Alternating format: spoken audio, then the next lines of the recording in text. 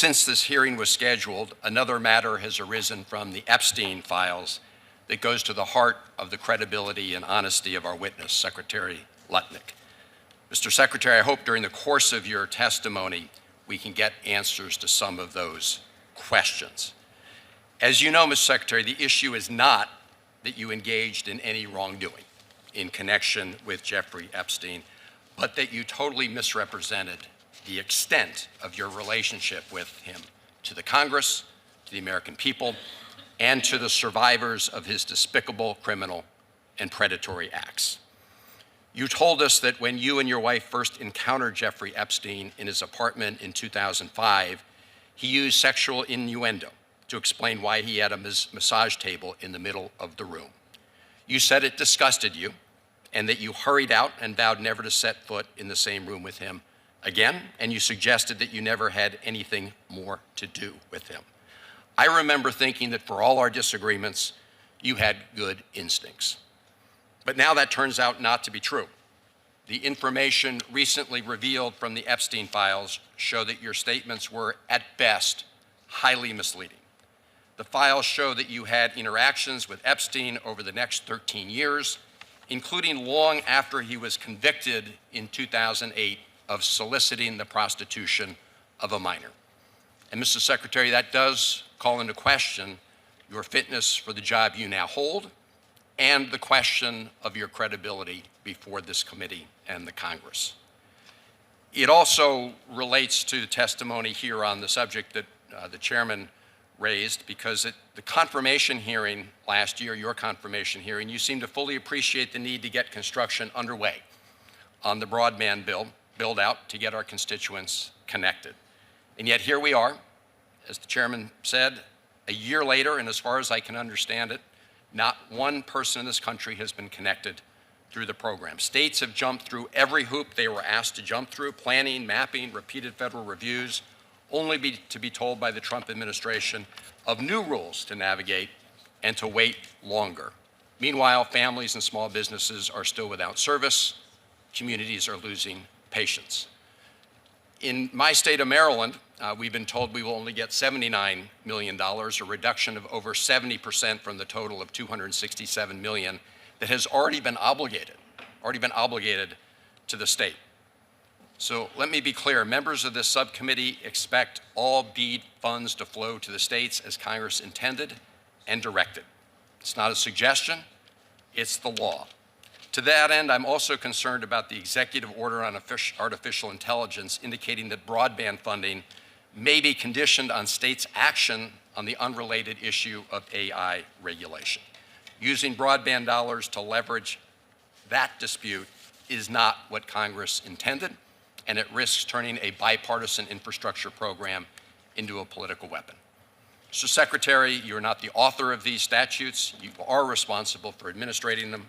Today is an opportunity to explain how the Department of Commerce will comply with the law and ensure that critical infrastructure funds reach the communities they were meant to serve, and to answer certain questions regarding your credibility based on what came out of the Epstein files. You led people to believe that you had cut off all contact with Jeffrey Epstein after the 2005 encounter you and your wife had in his apartment. But as I'm sure you know, the Epstein files show a very different record of interaction. Why did the Epstein files show you coordinating a meeting and planning a visit with Jeffrey Epstein on his private island in December 2012? Thank you for the question. I'm glad to be here to make it clear that I met Jeffrey Epstein when I moved to a house next door to him in New York, right? And I met him then. Over the next 14 years, I met him 2 other times that I can recall, 2 times, and that is none for 6 years. So 6 years later, I met him, and then a year and a half after that, I met him, and never again. Probably the total, and you've seen all of these documents, of these millions and millions of documents, there may be 10 emails connecting me with him probably about 10 emails connecting me with him over a 14-year period. I did not have any relationship with him. I barely had anything to do with that person, okay? Secretary Lutnick, I think you understand the root of concern here. It's the way you described very emphatically your first encounter with him in his apartment, said you were disgusted, would never have any contact with him again. Did you, in fact, make the visit to Jeffrey Epstein's private island? I did have lunch with him as I was on a boat going across on a family vacation. My wife was with me, as were my 4 children and nannies. I had another couple they were there as well with their children, and we had lunch on the island. That is true, for an hour, and we left with all of my children, with my nannies and my wife, all together. We were on family vacation. We were not apart. To suggest there was anything untoward about that in 2012, I don't recall why we did it, but Mr. Secretary, again, as I said, there's not an indication that you yourself engaged in any wrongdoing with Jeffrey Epstein. It's the fact that you believe that you misled the country and the Congress based on your earlier statements, suggesting that you'd cut off all contact when, in fact, you had not. When you visited the private island, did you see anything inappropriate during that visit? the only thing I saw with my wife and my children and the other couple and their children was staff who worked for Mr. Epstein on that island. And you realize that, you know, this visit took place after he'd been convicted, right? I mean, you made a very big point of saying that you sensed that this was a bad person in 2005.